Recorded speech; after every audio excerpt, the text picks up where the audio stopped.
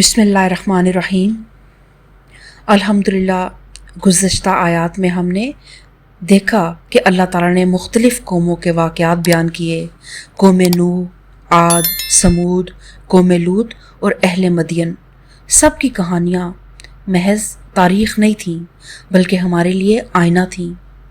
उन कौमों ने अपने अम्बिया की दावत को झुटलाया, तकब्बुर किया, अल्लाह की नाफरमानी पर इसरार किया और अंजाम कार अल्लाह की पकड़ का शिकार हो गईं। तो अब सूरह आराफ में एक नए मरहले का आगाज़ हो रहा है।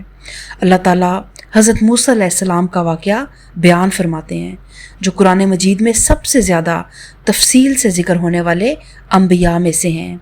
और यहाँ सिर्फ़ एक नबी का किस्सा नहीं सुनाया जा रहा, बल्कि हक और बातिल के एक तवील मार के ईमान और तकब्बुर की कशमकश और सब्र, तवक्कल और अल्लाह की नुसरत का अजीम सबक हमारे सामने रखा जा रहा है। उम्मत मुस्लिमा के लिए इस वाक़े में बहुत बड़ा पैगाम है कि जब हक पर साबित कदमी हो, अल्लाह पर कामिल भरोसा हो और हालात कितने ही मुश्किल क्यों ना हो, तो आखिरकार कामयाबी अल्लाह के दीन और अहले ईमान ही का मुकद्दर बनती है। और फ़िरौन जैसी ताकत भी अल्लाह के फ़ैसले के सामने बेबस हो जाती है, जबकि एक सच्चा मोमिन अल्लाह की मदद से सुरखरू होता है।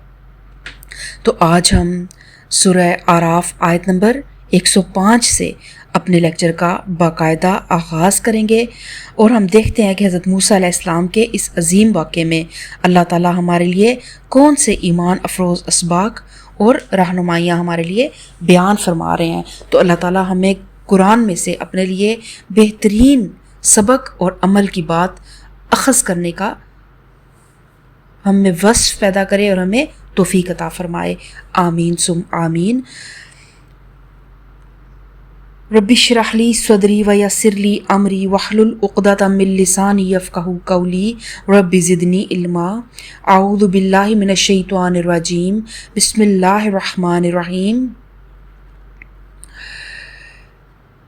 अब जब हज़रत मूसा अलैहिस्सलाम फ़िरौन के दरबार में आए और उन्होंने फ़िरौन से कहा कि मैं अल्लाह की तरफ से भेजा हुआ हूँ, और दो पैगाम उसने फ़िरौन को दिए।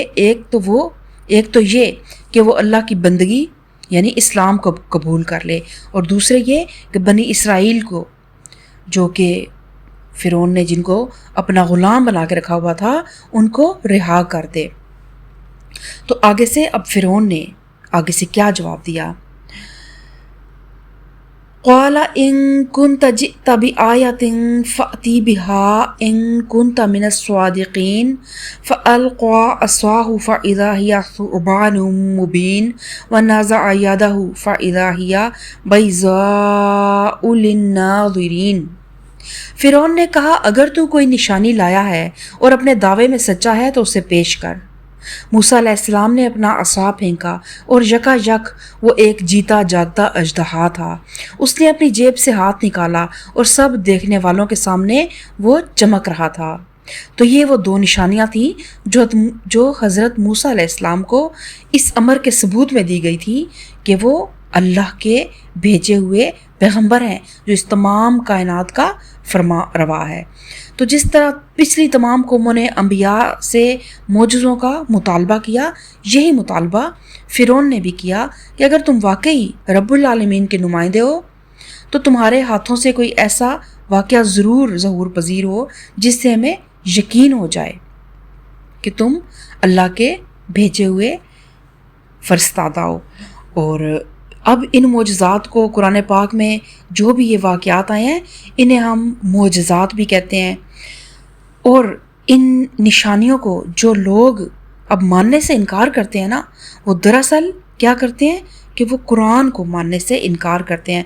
जब वो किसी भी मोजज़े को किसी साइंस के साथ जोड़ देते हैं या किसी और नफ्सियाती सोच या नज़रों के धोखे के साथ जोड़ देते हैं, तो वो जस्ट कुरान का इनकार कर रहे होते हैं। तो हज़रत मूसा अलैहिस्सलाम ने जब वो अपना मोजज़ा दिखाया तो फिर उस पर फ़िरऔन के कौम के सरदारों ने आपस में कहा कि यकीनन ये शख्स बड़ा माहिर जादूगर है, तुम्हें तुम्हारी ज़मीन से बेदखल करना चाहता है। अब कहो क्या कहते हो?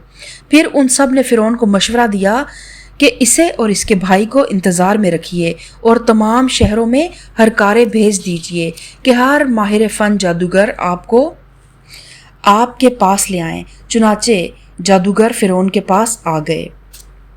تو اب دیکھیں کہ وہاں پہ کیونکہ وہ دنیا دار لوگ تھے، ان کے لیے وہ زمینیں، وہ جائیدادیں، وہ ملک، وہ سلطنتیں ہی ان کا سب کچھ تھی نا، تو انہیں فوراً یہ خوف ہوا کہ یہ تو ہم سے ہمارا ملک چھیننا چاہتے ہیں، یہ ہمیں ہماری بادشاہت سے بے دخل کرنا چاہتے ہیں۔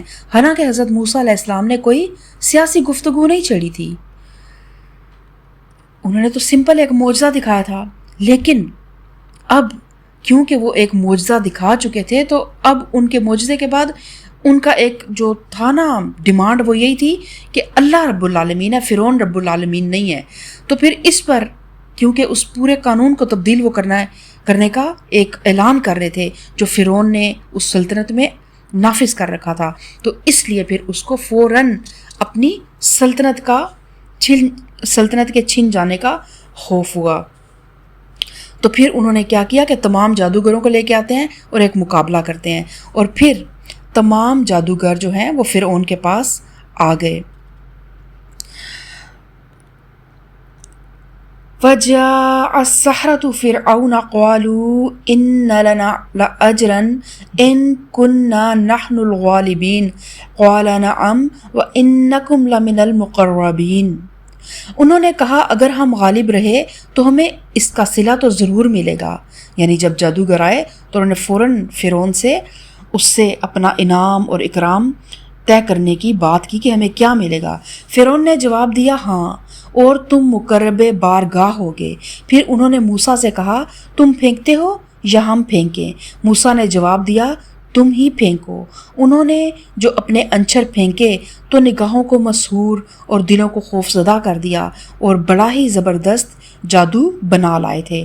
اور یہ تمام واقعات حضرت موسیٰ علیہ السلام کے ہم سورہ بقرہ میں بھی کچھ ان کا ڈیٹیل ان کی پڑھ چکے ہیں۔ تو یہ وہی تھا کہ فرعون نے تمام جادوگروں کو اکٹھا کیا اور پھر ایک وقت مقرر ہو گیا کہ تمام جادوگر آئیں گے اور اپنا اپنا جادو دکھائیں گے، اور حضرت موسیٰ علیہ السلام بھی اپنا یہ جادو دکھائیں گے۔ اب مسئلہ یہ تھا کہ جو فرعون کے درباری جو تھے نا، جو بھی جادوگر تھے، ان کے ذہن میں اللہ کی نشانی اور جادو کے امتیاز کا فرق موجود تھا۔ وہ جانتے تھے کہ اللہ کی کوئی بھی آیت جو ہے وہ جادوگر محض جادو، نظر کا دھوکہ یا اس طرح کی چیز نہیں ہے، لیکن اب وہ چاہتے یہ تھے کہ کس طرح حضرت موسیٰ علیہ السلام کے رسالت کے دعوے کو رد کر دیں۔ تو اس لیے پھر انہوں نے یہ ایک چال چلی کہ وہ ان کے اس معجزے کو جادو کے اندر لوگوں کے ایک اس طرح کی برین واشنگ کر دیں کہ یہ تو جادوگر ہے، یعنی عصا حقیقت میں سانپ نہیں بن گیا کہ اسے اللہ کی کوئی آیت یا کوئی معجزہ مانا جائے، بلکہ صرف ہمیں ایسا نظر آیا ہے کہ گویا وہ سانپ تھا، تو اس طرح تو ہم بھی کر سکتے ہیں۔ تو انہوں نے بھی اپنی اپنی جو بھی رسیاں تھیں وہ پھینکیں تو وہ سب سانپ بن گئے۔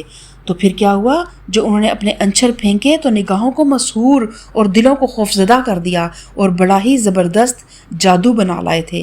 ہم نے موسیٰ کو اشارہ کیا کہ پھینک اپنا عصا۔ اس کا پھینکنا تھا کہ آن کی آن میں وہ ان کے جھوٹے طلسم کو نگلتا چلا گیا، یعنی ان جادوگروں نے جو رسیاں اور جو لاٹیاں پھینکیں، جب وہ بھی سانپ بنے تو لوگ تو بہت زیادہ ہیبت میں آ گئے۔ تو پھر اللہ تعالیٰ نے حضرت موسیٰ علیہ السلام کو کہا کہ اب آپ بھی اپنا عصا پھینکیں، اور دل ہی دل میں حضرت موسیٰ بھی کہیں نہ کہیں پریشان تھے کہ یہ تو انہوں نے بھی یہی کر لیا۔ لیکن اب کیا ہوا کہ جب حضرت موسیٰ علیہ السلام نے اپنا عصا پھینکا تو وہ ایک اژدہا بنا اور ان کے جھوٹے طلسم کو نگلتا چلا گیا۔ تو یہاں پہ یہ گمان کرنا صحیح نہیں ہے کہ عصا ان لاٹھیوں اور رسیوں کو نگل گیا یا کھا گیا جس طرح قرآن کے الفاظ سے آ رہا ہے، بلکہ اس کا مطلب یہ ہے کہ اس عصا نے سانپ بن کر ان کے اس طلسم فریب کو نگلنا شروع کر دیا جو انہوں نے تیار کیا تھا، یعنی مانوی انداز میں نگل لیا کہ دودھ کا دودھ اور پانی کا پانی ہو گیا۔ جو انہوں نے فریب گھڑا تھا وہ سب کچھ ختم ہو گیا۔ جدھر جدھر سے حضرت موسیٰ علیہ السلام کا اژدہا گزرتا وہاں سے اس جادو کا اثر کافور ہو جاتا، جس کی بدولت وہ لاٹھیاں اور رسیاں جو سانپوں کی طرح لہراتی ہوئی نظر آ رہی تھی وہ بالکل لاٹھی کی لاٹھی اور رسی کی رسی بن جاتی تھی، اور اس طرح ان کا وہ طلسم جو انہوں نے فریب کی بنیاد پہ گھڑا تھا وہ ختم ہو کے رہ گیا۔ اس طرح جو حق تھا وہ حق ثابت ہوا، اور جو کچھ انہوں نے بنا رکھا تھا وہ باطل ہو کر رہ گیا۔ فرعون اور اس کے ساتھی میدان مقابلہ میں مغلوب ہوئے اور فتح مند ہونے کی بجائے الٹے ذلیل ہو گئے، اور جادوگروں کا حال یہ ہوا کہ گویا کسی چیز نے اندر سے انہیں سجدے میں گرا دیا، کہنے لگے ہم نے مان لیا رب العالمین کو، اس رب کو جسے موسیٰ اور ہارون مانتے ہیں۔ قالوا آمنا برب العالمین رب موسیٰ و ہارون۔ تو اس طرح اللہ تعالیٰ نے فرعونیوں کی چال کو الٹا کر انہی پر پلٹ دیا۔ انہوں نے تمام ملک کے ماہر جادوگروں کو بلا کر منظر عام پر اس لیے مظاہرہ کرایا تھا کہ عوام الناس کو حضرت موسیٰ کے جادوگر ہونے کا یقین دلائیں یا کم از کم شک میں ہی ڈال دیں، لیکن اس مقابلے میں شکست کھانے کے بعد خود ان کے اپنے بلائے ہوئے جتنے بھی وہ ماہرین جادوگر تھے انہوں نے بالاتفاق فیصلہ کر لیا کہ حضرت موسیٰ علیہ السلام جو چیز پیش کر رہے ہیں وہ ہرگز جادو نہیں ہے، بلکہ یقیناً رب العالمین کی طاقت کا کرشمہ ہے جس کے آگے کسی جادو کا کوئی زور نہیں چل سکتا۔ ظاہر ہے کہ جادو کو خود جادوگروں سے بڑھ کر اور کون جان سکتا تھا۔ بس جب انہوں نے عملی تجربے اور آزمائش کے بعد شہادت دے دی کہ یہ جادوگر نہیں ہے، تو پھر فرعون اور اس کے درباریوں کے لیے ان تمام باشندگان ملک کو یہ یقین دلانا بالکل ناممکن ہو گیا کہ موسیٰ علیہ السلام محض ایک جادوگر ہیں۔ تو اب فرعون نے کیا کہا؟ فرعون نے کہا تم اس پر ایمان لے آئے قبل اس کے کہ میں تمہیں اجازت دوں؟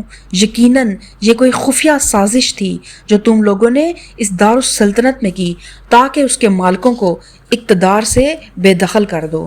اچھا، تو اس کا نتیجہ اب تمہیں معلوم ہوا جاتا ہے۔ میں تمہارے ہاتھ پاؤں مخالف سمتوں سے کٹوا دوں گا اور اس کے بعد تم سب کو سولی پر چڑھاؤں گا۔ انہوں نے جواب دیا بہرحال ہمیں پلٹنا اپنے رب ہی کی طرف ہے۔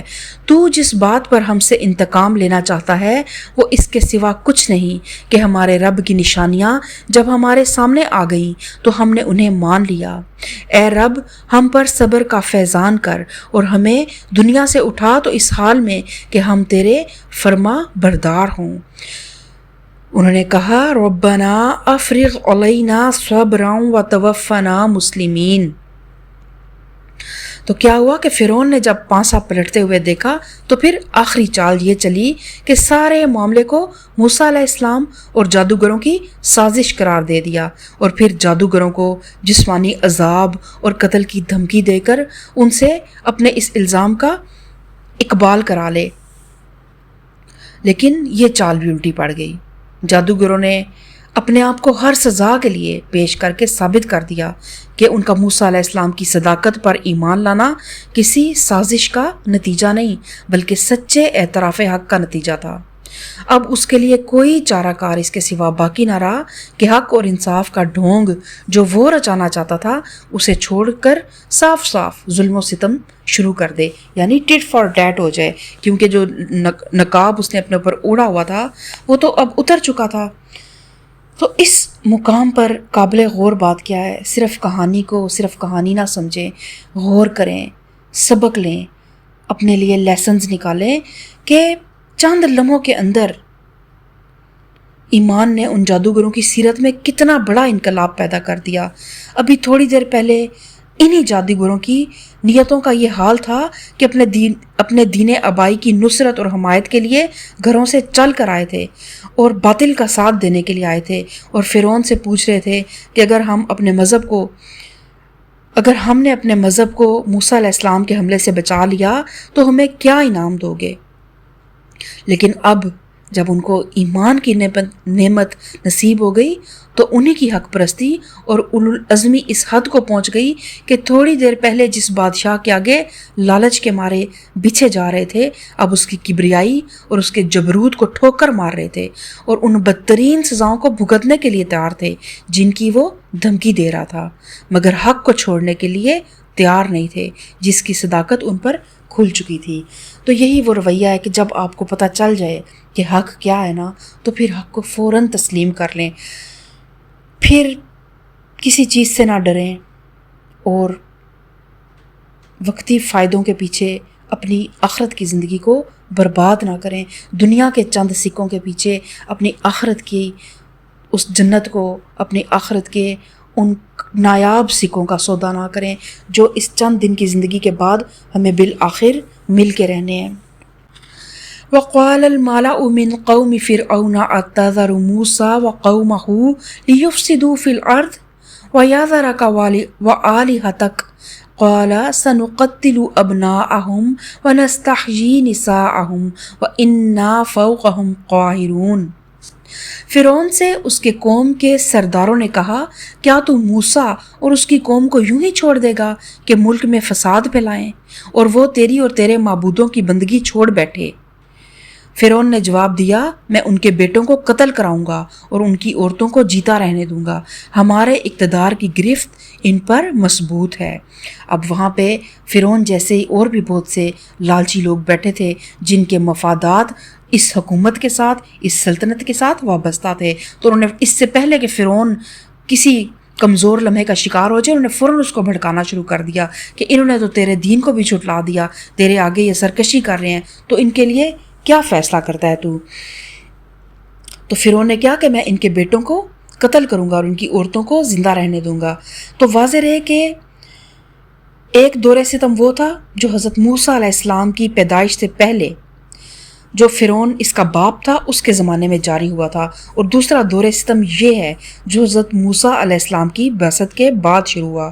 دونوں میں بات جو مشترک ہے وہ یہ ہے کہ بنی اسرائیل کے بیٹوں کو قتل کرایا گیا اور ان کی بیٹیوں کو جیتا چھوڑ دیا گیا تاکہ بتدریج ان کی نسل کا خاتمہ ہو جائے اور یہ قوم دوسری قوموں میں گم ہو کر رہ جائے۔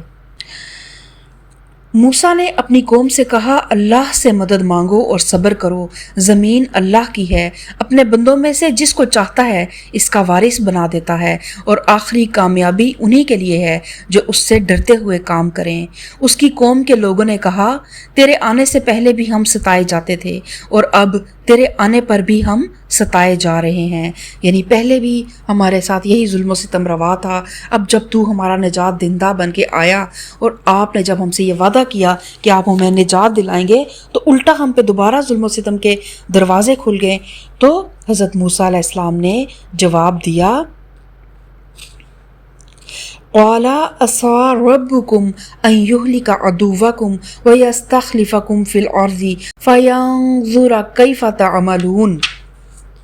تو موسیٰ علیہ السلام نے کتنے صبر اور تحمل کے ساتھ اس مایوسی کے دور میں بھی، جب ہر طرف آگے اندھیرا ہی اندھیرا تھا، کتنی امید افزا بات اپنی قوم کے ساتھ کی، اور یہی ہر دائی کا فرض ہے کہ ہمیشہ اللہ سے ہمیشہ پختہ امید رکھے، اور جو لوگ اس کے ساتھ ہیں انہیں بھی ہمیشہ پازیٹیوٹی کی طرف لے کر آئے۔ تو حضرت موسیٰ علیہ السلام نے جواب دیا، قریب ہے وہ وقت کہ تمہارا رب تمہارے دشمن کو ہلاک کر دے اور تم کو زمین میں خلیفہ بنائے، پھر دیکھے کہ تم کیسے عمل کرتے ہو۔ پھر اللہ تعالیٰ فرماتا ہے، وَلَقَدْ أَخَذْنَا آلَ فِرْعَوْنَ بِالسِّنِينَ وَنَقْصٍ مِّنَ الثَّمَرَاتِ لَعَلَّهُمْ يَذَّكَّرُونَ۔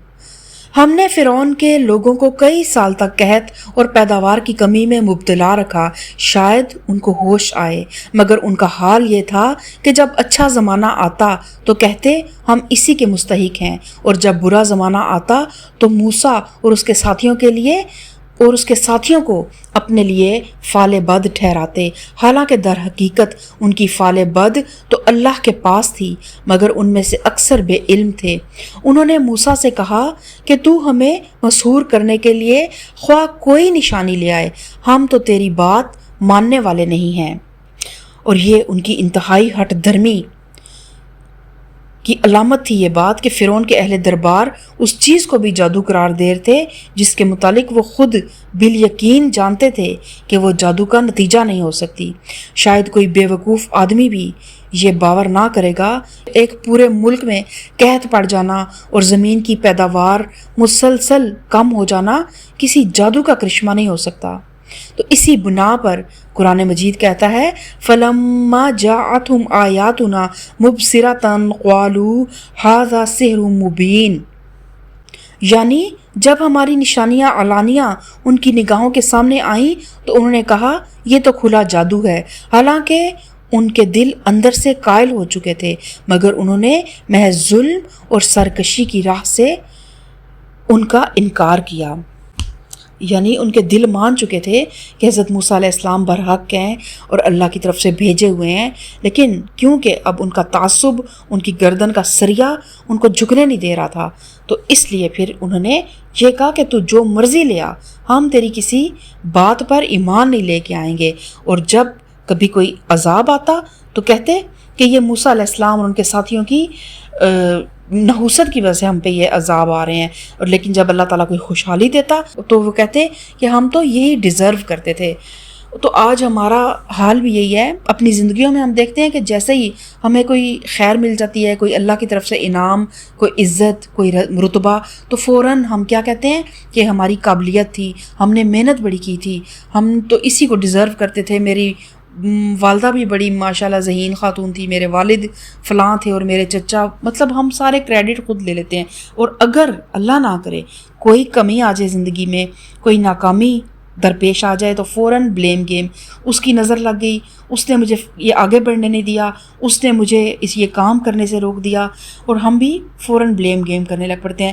تو آپ دیکھیں کہ کیا کون سے وہ رویے تھے جنہوں نے بالآخر وہ جو قومیں تھیں جو دنیا پہ راج کرتی تھیں ان کو نیست و نابود کر دیا۔